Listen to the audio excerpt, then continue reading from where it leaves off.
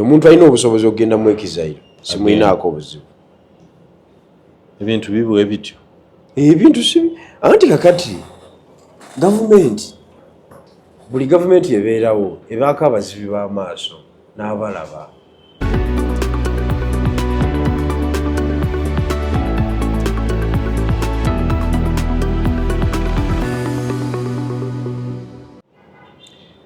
And inside out ku SML News nga bulijjo nkwaniza nnyo ddala mukwano gwaffe tugoberera programu yaffe eno ya The Inside Out kutuusibwa ku lwaggulo lwa kiro ssaawa 2:15 mu Uganda. Bannaffe abali ebweru ate bagisoma mu ngeri ya njawulo. Oluusi ffe tuba tuli mu kiro nga bali misana naye banga nti bano abali Buwarabu wano tutambulira mu budde olomusi bumu kale ziba 2:15 ez'ekiro. Programu yaffe The Inside Out ne Moses Bigirwa leero gye tuli nayo bannaffe aba Biva Organic be bakutuusaako programu eno.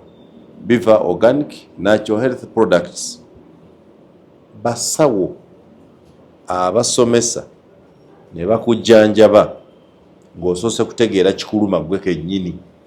Emirundi ekisinga Biva Organic tebitanga na kuyitaku ga nti jangu tusomese ekyo nanga kikwatako n'osituko gye tukikole kubanga we tukisomesezaako tuba tukisobola. Biva Organic Natural Health Products itayo leero essimu ezo z'olaba obakubire nga tunasituka kutambula naye tukyatambula butambuzi nga tumanyi gy'olaga. Ennamba y'essimu eyo gy'olaba gikubeko bajja kwanukula buuza buli ky'oyagala nnyonnyola buli ekikuluma mu confidence. Abakwata essimu yaffe eyo gy'olaba bantu abakugu. Yogera ekirwadde kyo, yogera ekikuluma, lindira obujjanjabi tusobola okukuwa. Kale nga bulijjo nze Simon Muyanga Lutaaya ne General Moses Bigirwa omusajja agamba nti ataputa buyinza n'ebibuvaamu, interpreting power and its consequences. Obuyinza n'ebibuvaamu. Ate naanoonya omulala asinga ku ono sebo nsanyusa okukulaba. Nange bwe ntyo nsanyusa okusanga. Eradde. Tewali buzibu, Katonda akyakuuma. Bwe tujjidde ku mpewo kati nga tubala abantu abawera nga 5 abaakadduka oba abaakafuluma mu Uganda nga saagalaga nti nga bawa oba nga beekwasa ensonga z'ebyobufuzi. Etwandise political exiles ng'oli addusaga nti nze ebyobufuzi bye binnemeredde. Asooka yali mukamaawo Robert Kyagulanyi Ssentamu munywanyiwo mukwano gwo mwazirunda mwafera abavubuka kubanga tewali kikolwa kya buferenzi kineetabikamu. tuba tugamba nti tugenda Ntebe mu Ntebe twagenda wakakalwa katwala mu Ntebe mute wakalimu 221 twawangula ne mutubba. So bufere buli side yo. But we won that election. Is the issue about winning and bababba? Anti omubbi ya watugamba mugenda Ntebe Ntebe mwatuuka twagala kuyiwa musaayi. Ate mwali mukambe temakichuga nti tugenda Ntebe Ntebe nga aliwo okuyiwa omusaayi. Ekikolo tekyali kya bufere. Newankubadde ng'era waliwo abafere be twafuna ne batabula olutalo lwaffe naye ng'ala okunenyezebwa okusinga kuli side yo. Bwe mwatugamba nti mmeeri etuuse Mombasa etunudde muno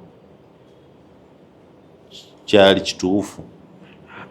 Nze yakyogera kyaliwo mmwe nabiri siwa nabiri aliwo mmwe. When you promote a message you are part of the message. Ali kakati you are part of it mwabe bitwero okuba kiri kimu. Okay. Mukayimba kewaga nti bikwase Kyagulanyi tubimukwasa byaguka. Kyo kyagaana ate nga buli olukya kyeyongerayo bweyongera. Naye kitegeeza nti ffe twali baffere. Fugwafu twagukola naye era wakati mu bukujjukujju bwa jjajja mu kwagala okusigala mu Ntebe n'atunyiga amapeesa olutalo n'aluyiwa lwonna. So Robert Kyagulanyi Ssentamu officially ali out of the country over political persecution. Ibrahim Ssemujju Nganda ali bweru. Ati sinamuwuliddeko n'ebigambo nga nti sisobola kukkiriza kubeera awo kulinda basement. Twasooka kulaba nga Kakwenza agenze kwe baakuba emiggo oyo mulaba. Tukiraba nti oba oli awo byali byabwe babiri. Naddirwa Stella Nyanzi naye ali bweru. Bwe tujjidde ku mbewo ngaga nti ne munywanyi wange Proscovia Salamu Musumba yandibanga yayiseemu. Yayiseemu era. Okakasa? Mulabye ali London. Okakasa? Waliwo genda London okukyala. I'm talking about political exercise. Oli yagenza kati Uganda ewanyu waawo. Salamu Musumba is 62 years. I don't find it easy to go and start a life at that age. What about Besigye who is in the 70s ali Luzira? Talimu exile. But Luzira is... naye yagamba yalayira ye kenyini nti kakibeki kiggwera wano. Era kiggwera wano. Ali wano. Elias Lukwago naye ali wano. Mumbere although abakufuna mukisa n'abitegeranga bwebiri bwebiti. Nagendayo ne mulabako last week. Thursday. Elias Lukwago. Yakukkiriza mu access. Why not? Obadde ompita mulabe we. Mwayogera kuki? Leka ddala nagenda kulaba musibe era ne musaasira ne mu briefinga mu ebigenda mu maaso wabweru n'ambuuza abantu bali kuki ne muwa status ya public nga bweti. Naga bwekityo bwe kiri koze bwekityo bwe kiri. Naggwamu amaanyi. Oli mulwanyi Jeno Mulamba. Anti bw'abe abuuza nti abantu bali kuki. Mpozi nga wamulimba kuba kyekizu kyabona byafuzi. Mpozi kyekimuza naye bwe bamubuula ekituufu. Anamugamba abantu baawola. Abantu baakola ki? Baawola. Abantu baawola. Wakiwumbawumba. Tewali kyenyeenya. So kyekyo nga nti abantu tebabaliiko kyo wakitya. Because that was the right word. Abantu tebabaliiko. Bali ku byabwe. Ekyo kigambo kyo. Okay. Selection y'ebigambo differinga. Gwe byokozesa ze si byenkozesa. Kiringa kukwana mukazi. Byokozesa birala. Okiwulidde? Bigirwa. Nange byenkozesa. Bannayuganda bali ku Lukwago. Twogera amazima tuli mu kamera. That's a difference. Ddala bw'olaba bannayuganda bwe beeyisa. Omusajja yafuga mu kampani n'afululwa emitwalo 21. Bwe baamutwala ne bamuyisiza walira byoko bannayuganda nti babiriko. Era namugamba nti ekintu kyawola. Nanga byabufuzi kye bitambula. Konzi ebyobufuzi bitambula mulabiseeko mu kooti. Ebiryoka byogerwako. Awasigadde wonna byazikira. Okimugamba. Ko ye. Nagamba yishuwa. Nkosi nitwogeramu ebirala awo byesijja kugamba. Kuba nawe oli mukesi. Ate ni mukesi nti. Oli mukesi. Sina kyenketta Lukwago. Naye nga mulwadde kyekisooka. Mulwadde, that's true. Nange njagala okugenda omulaba. Era ndowooza nti gavumenti yali muwadde bbeero. N'agenda n'afuna obujjanjabi. Si kirungi. Era kijja kusiga ekifaananyi ekibi. Tewatya tukimanyi nti buli agenda okulaba Lukwago gavumenti ekuteekako siranga nti okay gurupu yeeno tewakitya. Leka naawe. Ate kakati neetaaga gavumenti okumanya nti njipinga neetaaga kumala genda kulaba Lukwago. Nze omusajja abadde ku front emyaka gyonna. So Dr. Besigye tonnamulabako. Dokita namulaba tuli mu campaign. Naye akyaliko restrictions nyingi. Engeri yakola ki yakola kusingira mu ddogo. So Lukwago yakubuuza ebifa ku Besigye. Kimanyi sinza bimutwalira. Agumyemu wamulaba. Musajja mugumu. Namugamba ye choice gy'alina okukola eryo yakuguma. Yakuguma. Alina kuguma. Kisooka essuubi okuvaayo ku lw'amateeka teririiwo. nakyo bakimugamba keesi ya byabufuzi ate nga naye akimanyi keesi ya byabufuzi era ebyobufuzi bye birina okumugjayo ate byemutakola kuba bitudde okiwulidde biwoze bisirise era tulina abantu betwasongamu olunwe abavunaanyizibwa okubisitula naye nga bakoze ki wabweru eno basuddeyo gwanagamba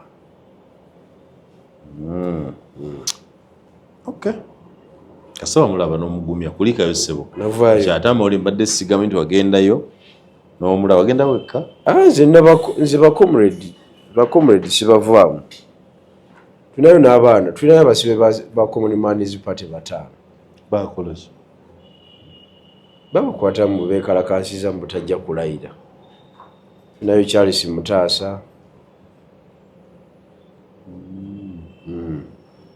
ne tiimu ye bali abaana babesigi bali abasibanga bu red top tobajjukira kati tubalina mu common mans party so bali Maxon Bay nabo wabakyalirako nabo nabakyekingako ne musajjawo Michael Katungi wamulaba walaba Katungi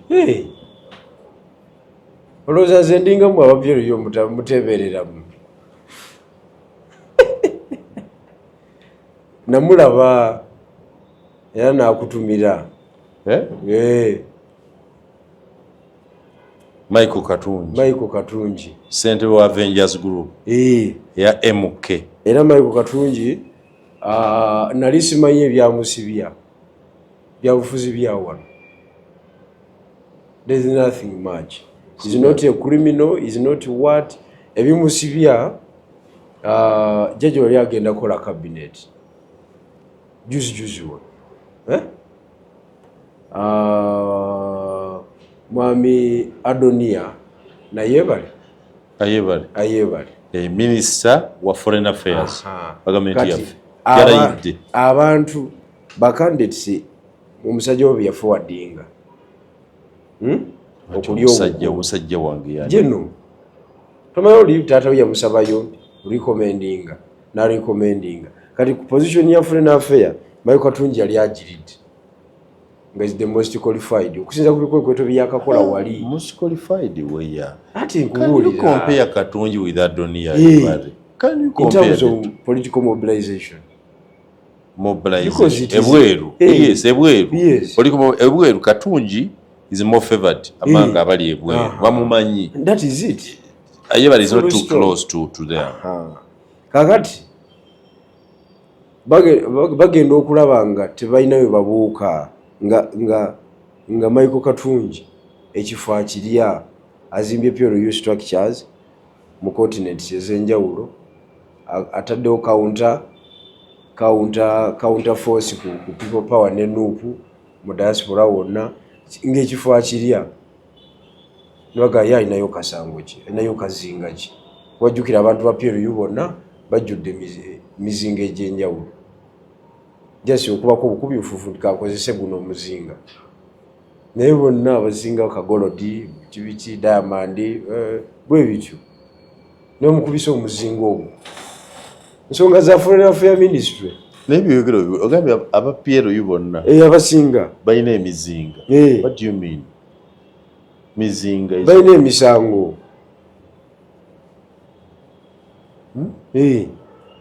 kakati ne bajja yako ne bagaa katumutulisize wano jajja wanaakolera cabinet ng'ali munda era bwe kyali kati lwaki bamuta ekibange ekyo kyabwe bajja mmuta anti olutalo wali ku desiki ya jjajja waliwo power centers nyingi waliwo abamwagala Katungi wamubuuza kuno baga nti yali akukusa mundu oba byo wati omugamba kakati ogugwe muzinga gwennyini gwe baakozesa kiringa gwe kugamba nti kati nze no waliwo eyankuba Kebiko nabo banjogere Kebiko eyo yansesa nnyo yabula byayogera byonna yali alina awantu weyewoomye kakati n'agenda agamba nti oyo ekyamawuka yali Bobi Wine yali akola ki nti yali akwana ani nali nkwana Babi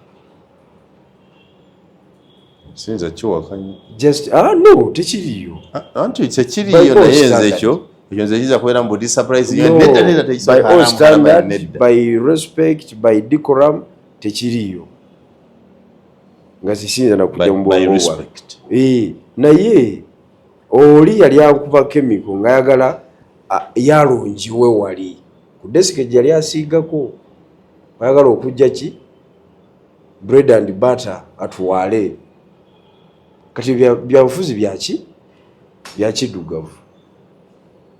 So you saw Katunji? Yes. You talked to Katunji? Yes. Luzira maximum prison? Luzira maximum bay. Ali maximum bay? Hey. Si maximum? Hey. Wala bunaku lumula wala balukwago nono? Naddayo olulala. Kati owa Pierre yo ali omunoonyaako ki kubanga oli ntegedde comrade omustruggle mwe muli. Kati ono Katunji owa Pierre yo waffe ye wali omunoonyaako ki? No, he is not my friend as such. Nti oba abadde mukwano gwange nnyo, but I remember waliwo nali ntudde waliwo nali ntudde mu hoteri emu najja nga yamanyi nga zisimumanyi alina bagenda okukola ki alina abantu bebagenda okumiitinga n'agamba is this Bigirwa kuwulira nkulaba biki biki n'ebyo mukola ebyo mubimanyi agamba nafuya awo nga bw'omanyi enjogera y'omuntu eyamalayo kuba kunafu bakubulira kituufu kakati n'akwata mu mpale n'agamba this is my first time to meet you, unfortunately I don't have money but have lunch. Nakuwa mmeka? Anyampa esente za bulijjo za kulya mmere emitwalo 45. 45 zo za bulijjo? Za kulya mmere oba otudde ku Sheraton ne ku Naga. Nali ku Sheraton awo nga nina musajja wange. Katunji nakuwa emitwalo 40? Mwaka ki? Ate mwaka ki? Ate lwaki obuuza omwaka? Emitwalo 45? From Katunji, Mike? Kiki tezisoboka? Okiwulire. So bwe nawulira nti ebizibu bimujjidde omanyi nze nvaluwinga nnyo omuntu kintu kyankoledde ate nga akikoze mu mutima mutuufu.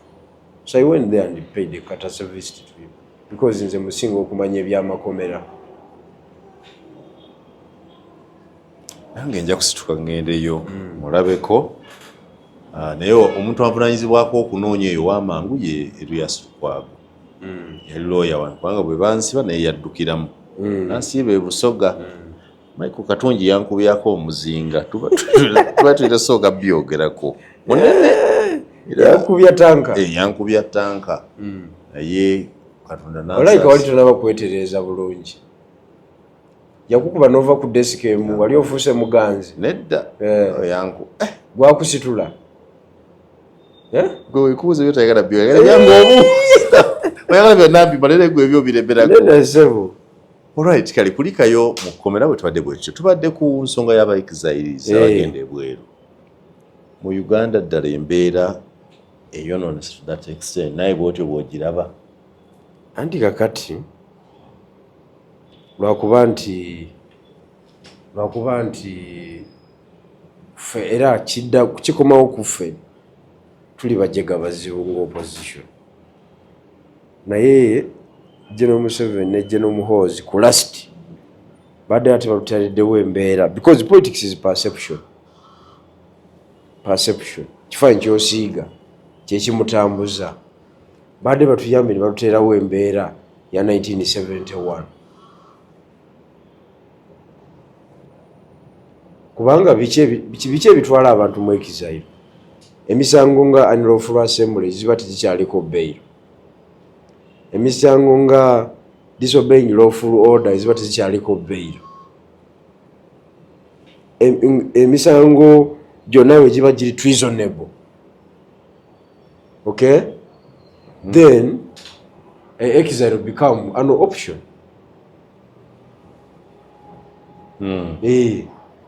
become the position because nakasanga akatono k'ebyobufuzi twekalakasiza ku mulyango gwa parliament oba tokyasobola kuvaayo nga bakukwatiddewo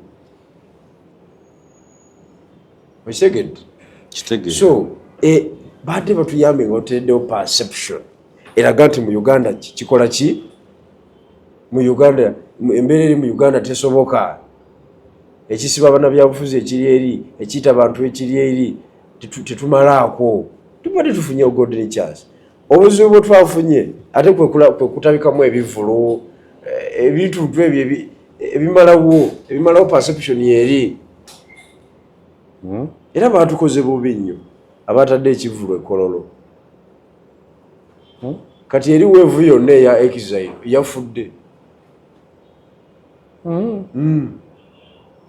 yafudde because ekitwala omuntu mu exile mbeera mbi eri mu ggwanga ate mu opposition ate mwekuŋŋaanyiriza ekkololo abantu 2.5 biba tebibalancing.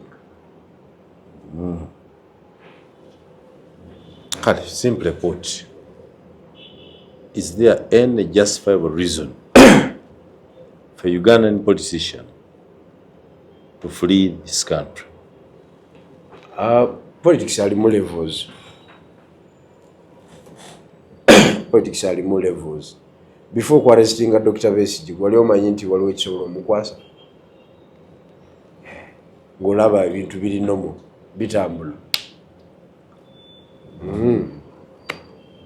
Kati fayiro ngeyo kuba fayiro eziriwo ziri 3 naye nga zonna za Mancholo. Esooka ya Dr. Besigye. Mancholo, what do you mean? Zonna tezitegerekeka, tegiri justifiable. Eya Dr. Besigye tejjula naye eriko others at large. Kakati erinnya lwe bali mentioninga mu mawulire emirundi ng'ena nti gw'omu ku bali ku list eyo naye ng'olaba how Dr. Besigye is fighting in the courts of law. Okiwulidde bw'oba ne passport ekyamazima n'olemera wano obaako ekikyamu. That is point number 1. Okay? File number 2 eya parade eriko bawaiswa Sauda mwaberanga naye mu FDC. True that. Eriko ba Bobby Giant Eddie Mutwe kakati eyo nayo tejjula eya parade ate nekino ekisanja jakimalako nga tejjula others at large. Kakati niwabeerawo yamuwanga Kivumbi eyo ni baabwe bajjeko bo bennyini yaabwe n'ate ne bagiza ku Muwanga Kivumbi.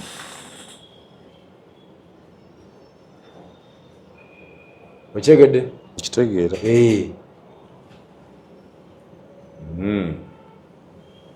So mukulaba okukwo omuntu alina obusobozi okugenda mu exile simulinaako obuzibu. Ebintu bibwe bityo.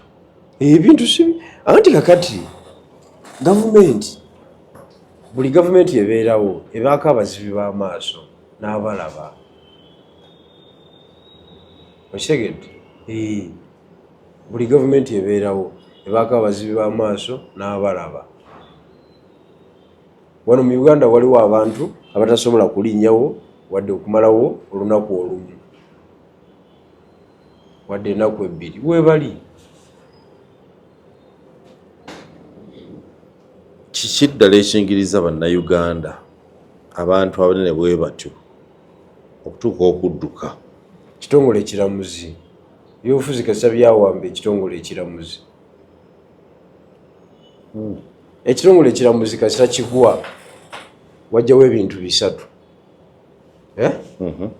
Ekisooka abantu ogenda mu buyeekera mu exile ne bapangira eyo. Ekyokubiri obuyeekera direct. Ekyokusatu obutujju. Those are serious crimes. Yes, because omuntu aba aweddemu essuubi n'agenda ku extreme tena wagenda kujja justice. Gwomanyi kitegeeza okuma bail ku unlawful assembly kusaaga n'okusaaga. Salamu Musumba agenze fayiro ya Besigye gye bagamba gye baliko anti Ssemujju Nganda yabimanyako, Salamu Musumba yabimanya, Lwomukyana yasigaddeko alabadduse. bw'okirowoozaako nikiyinza okuba nga kye babavunaana kituufu kolera nti lwaki ate badduse lwaki balumwike. nze nakola show ne musajja wange oli kwezi nemugaa nti buno obubaka bugendewo abantu 3 jjajja Jenosale Jeno Tafiire nene nyongeramu abalala ate Jeno Tumukunde ne Jeno Jim Muwezi abo 5 okay nganze mbagamba temuyina kyemufuna olwaleero nga Dr. Besigye ali mu eyo embeera NRM revolution terina kyefuna okujjako okwonooneka obwonoonesi. Dr. Besigye oba yali apanga byali bituufu oba tebyali bituufu diru yayiika.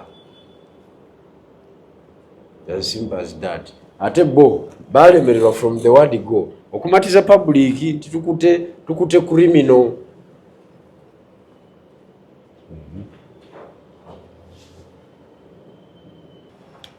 Omanyi enjawulo eri ku abagenda mu Exile kati n'abagenda lulinga ba Museveni manoonya obululu nti ba Museveni we baddukira ku Amini ne ku Obote buli omu yali akiraba n'omuntu wa bulijjo nti embeera egaze. Majority of Ugandans were dissatisfied with the way things were running. Nga buli omu it was justifiable buli omu akikugamba.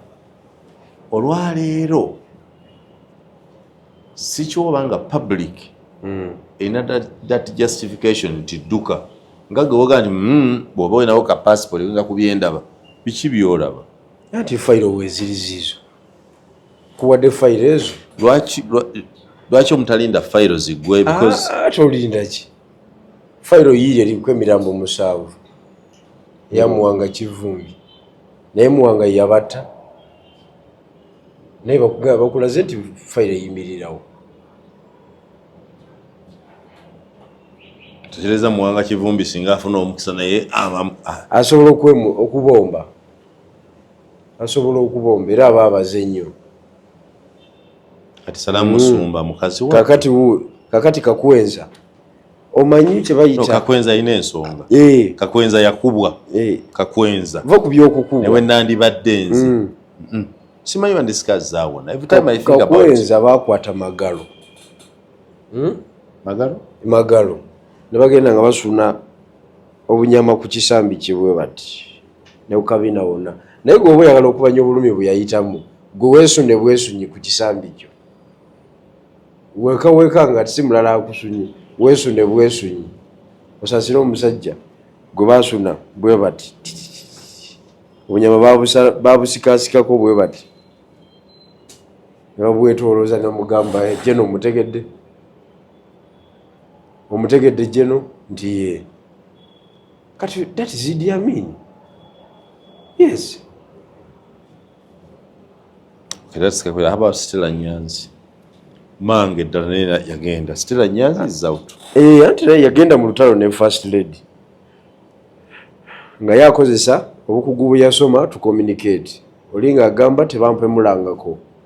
Nja kufa naawe. N'ayuza. Yagenda gwabwemu. Yagenda alwala ne Janet. First Lady. Stella Nyanzi. Bamuvuna gwakuwemula. Offensive communication. Etteeka ne balijjawo. Anti Computer Misuse Act neva. Anti kakati netanadda. Egenda okuvaawo nga ye yayuza tomuzza mu ebyo. Anyway, kyonna kye kiri buli muntu ebintu abiraba bulala. Mu ggwanga mubeeramu abazibi b'amaaso n'abalaba. 1971 to 79 ebbaala tezaggalawo mu Uganda naye ng'embeera yali yakazigizigi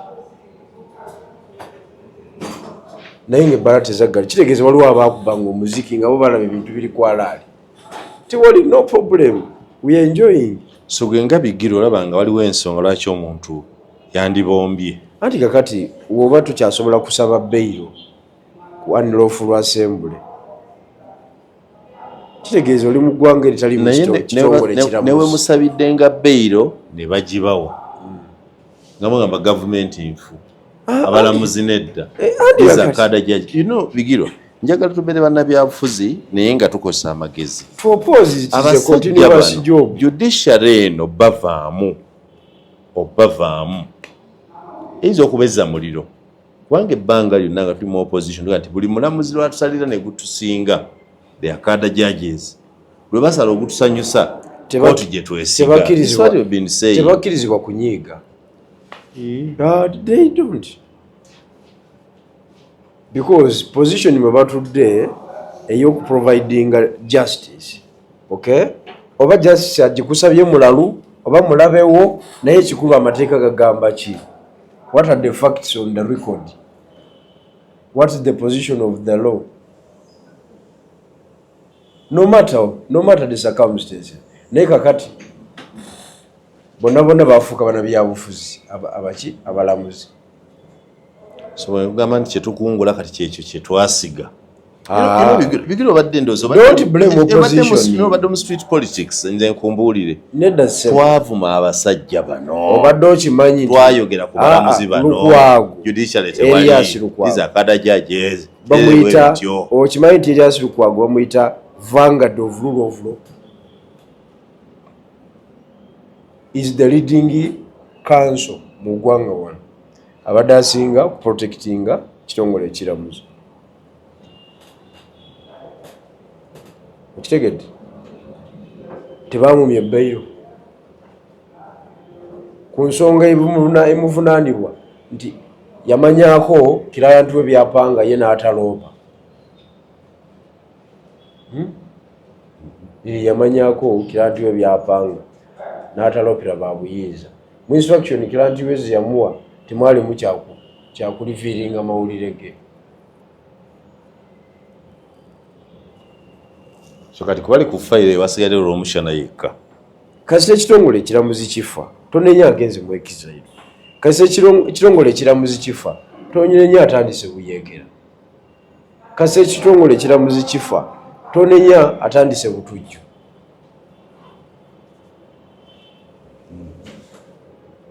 Okay. Because mu set up ya separation of power eya Montesquieu ensonga lwaki bateekawo amasiga asatu agakola gavumenti is to check to check the absolute power, to check the abuse of power, to give the government balance. Naye executive kasita eryawo judiciary ebiddako bisinde. Olaba nga tulagawa si walungi. Sure. Si walungi tebakulya ekinusu naddala nga jjajja succeedings n'awaayo akati nga tetukamusuuziza.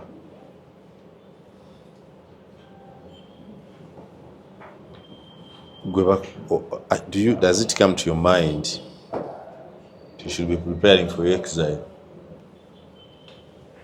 Of course, we are all candidates of exile. We are all candidates of exile. Tekiri kwadde okubuuza. Naawe otiddemu tuyinza okulooza nti saayo noobula. Era ekisooka bwe mba nkwatiddwa tekyewuunyisa, bwe mba nfudde tekyewuunyisa, bwe mba ngenze mu exile tekyewuunyisa kubanga mu kisaawe mwendi ndi musambi. Kiringa omusambi w'omupiira okugamba nti kyebamumenye okugulu. Bwebamumenye okugulu tekyewuunyisa. Bw'afuna injale tekyewuunyisa. Bw'afuna yellow card ne red card tekyewuunyisa because ali ku pitch, ali mu kisaawe asamba. Wali kuyogerako nabo ku bonna Salamu Musumba baani bonna. Do you talk to them? I don't. So could it be that many more people are preparing to leave? Embeera bw'etakyukamu. Jajja is quiet about them. Andi kati jajja ezimu ku nsonga lwaki yagambye talabawo alina muki alina vision kuba kati eyo tebadde enzanya ye mwe muleeseeyo tunarrowinge political space abantu babulewe basiza abagenda mu exile bagende mu exile awo yabanafiiriza nammwe yabagasse kuffe kitalabawo omuntu alina ki vision kati yatwala Uganda mu maaso okujjako ye akomawo.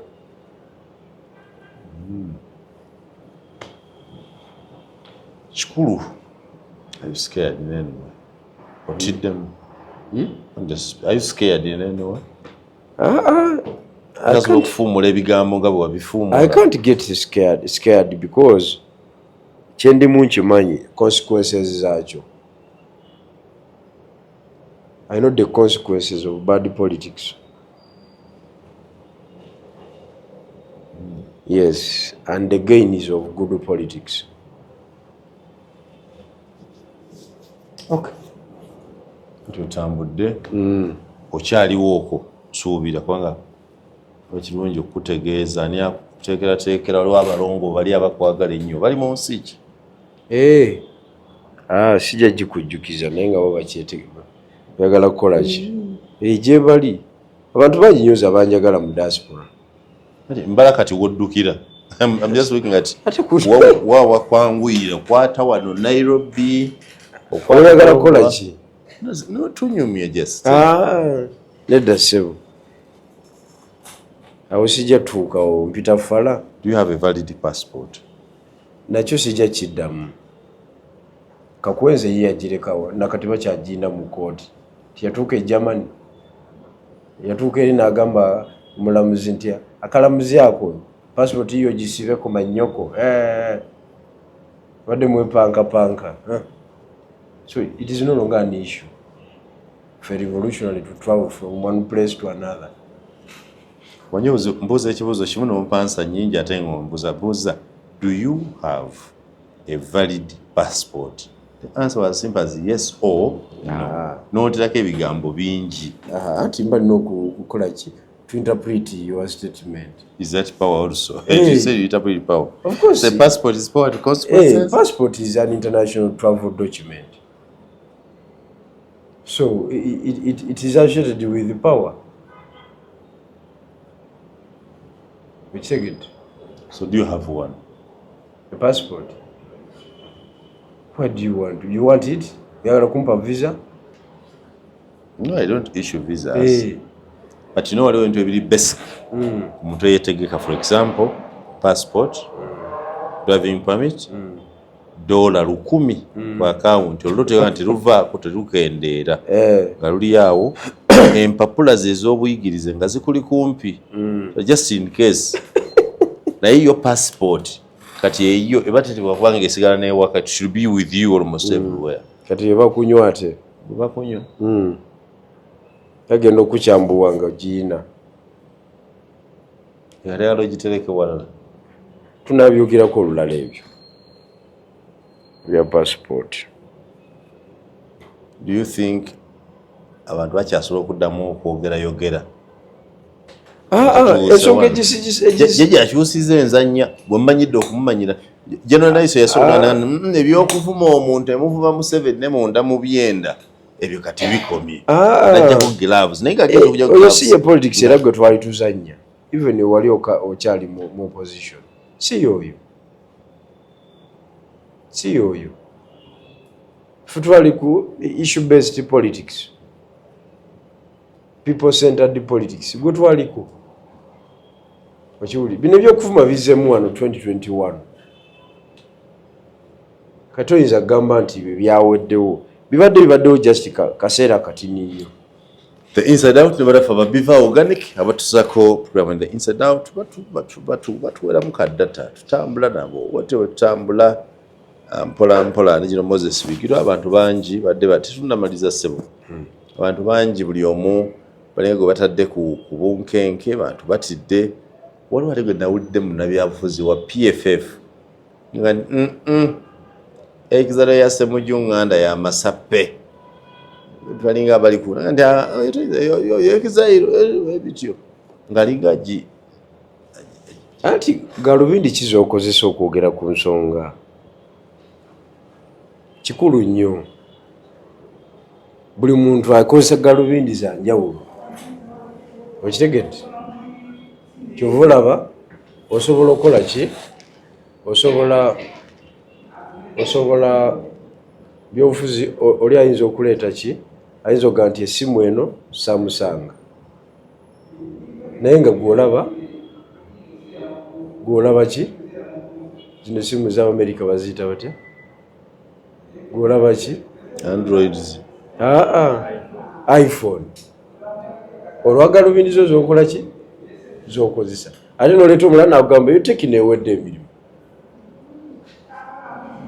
Can the exiles regroup, mobilize and oppose government from outside Uganda? Do you think they can? They can because one of the dangers of allowing people to go to exile nti bwe batuuka eyo ennaku ebagatta wadde bavudde eno nga tebaagalana. It happened in 1978, the Moshi Conference in 1979. Ogrupu obwali e Tanzania nga tebwagalana bakabwejere bali byabwe Obote ali bibye n'abasajja be Museveni bamulangira obunyarwanda kwegamba naye embeera eyaliwo yawalirizibwa okubagatta. So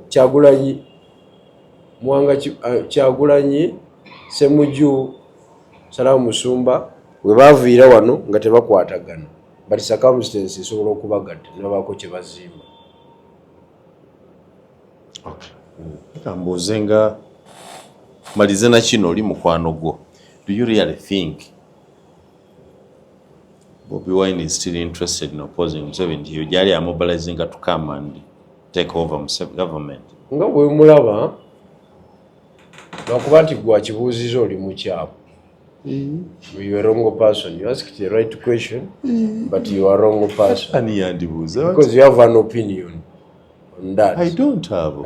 You have an opinion. Obakalo ina interest. Wachiwulidde. Interest yeruwa. Nega kati kyenkuddamu. I can declare the interest, okay, if there is. Kyenkuddamu kiri kimu. Nti nga bwe ndaba. Yali badde ayagala nnyo okkomawo. Interest weziri. But circumstances bwagibala bwati alaba nga tayitawo n'akiteeka e Kampala simulaba kati. Anti waliwo okwagala okukomawo to stay and live a normal life. Nabe okagamba nti tulinga Furonasa. Takyasobola. Takyasobola to live in Uganda a normal life. Eyo page yagibuuka. Takyasobola. Takyasobola. He's a politician and a top politician. Opposition. Asinzira mu America n'akola enkyukakyuka wano. That is how powerful he is. Naga nkugyeko ntaddeko nambeshi. Era nekiba. Ngatalera wadde akawairo kasomya aketteeka n'akamu. Kwagaliza ebiseera ebirungi nange bwentyo kubanga ebyaddala oli mukwano gwange. Mbadde nkusuubira okuŋŋamba nga Besigye bwe yagamba nti kakibe ki kiggweera wano. Naye bw'oŋŋambye nti mu mbeera eriwo bw'oba ne ka passport okwemulula izinomo ntidde. Totya nja kukuba akasimu endaba tekakwena kasala Musumba badde nkubako nga sikawulira. Nga neeza nti alina mwendo network tekola ki tekuli kuba tekuli. Nengamba bane Salamu yanga nti ali gumite tajja kukola ki tajja kuvaawo. Naze ndi wano ndi gumite wabajja bakole ki bajje. Era nduddewo kasa nti ali bwera. I think Salamu Musumba is in London maybe for a conference or something. Wadde mpuli amaloza nti nedda yagenze. Geza kukuba ku makyokula obaddala sobola okugenda n'okumanya yagenze oba waali. Because Salamu Musumba has been investing heavily. Abadde alima emmwanyi ennaku zino. Emmwanyi ze gira wiiki ewedde yali yansuubiza okumpa ku kika ky'emmwanyi ekikulira mu bbanga ettono. Nabadde ntandise okuteekateeka ennimiro ngimaze 6 acres. Ninda genda kufuna emmwanyi wasala. Emmwanyi ebyo naye bya mmwanyi.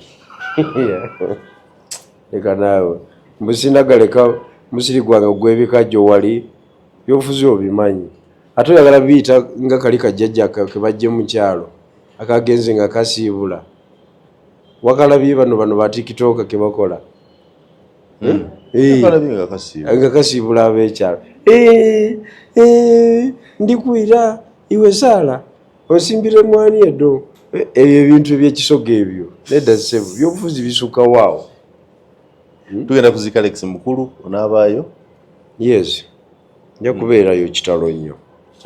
Munakitone oyo kitalo nnyo. Obadde omumanyi? Ebigambo ebisinga mbadde mulabira ku TV. Oh, you have never interacted? No. Okay. So kati kikutwalayo ki? Eish, aleka naawe. Anti kati abadde abeera ku TV nange njibeerako. Buli abeera ku TV ogenda n'oyo. Anti abadde ayogera. Toyina relationship naye. Abadde ayogera sense. Kyekyoka ekintwala omuwerekera. Si buli omuntu muziika sebo. Adde ayogera sense. So tugende tuziika Alex mukulu. Contribute nze ku development y'abanakitone mu Uganda. Ba artist namikwano gyange ba artist bangi abatisa abalawo mu opposition nga bayita muzanyiriza bulanga alaba nga anti abantu abali omujensavu ne balaba force ekuba Idi Amin ne balaba force ekuba Milton Obote tu bwe balaba opposition yeno tayinza butanafuya nyate ne government yadde tajagala era afudde yanafuya musajja wo bubinyo musajja wange Jero. Ali muntu gowanga nti musajja wo musajja wange. Kuzoleoza nti abantu balowooza nti bamubuuza n'agamba ani oyo? Mumanyi taata woyo simumanyi. Adde anafuya nnyo. Nga si wa bulijjo. Nti amanyi taata we. Eza amumanyi kubanga amanyi nti wali oli gwamanya ayina omwana era ono ye mwana. Anti omwana aba talina kyamumanyiiko. Amanyi taata we. Because mukweyanjula osobola okugamba nze Bigirwa Moses mutabanyi wa gundi kati oli abakutegedde nti Bigirwa wooli naye yali adiringa na taata wo. Gwosinga kumanya ni ku bombi abaliwo bana ababiri ku mwana ne taata wo. Afe jjajja gwe tubanja. Omwana tominako jjajja gwe tubanja. Owulidde omwana muwemu eddakiika ntono agenda kubeera eno gye tuli nga naye ali ku buzindaalo ali mu opposition ate mungera emyaka 5 emirala ne bibeera birungi ajja kupinga ajja kuwulira amaziga Simon Yanga Lutaya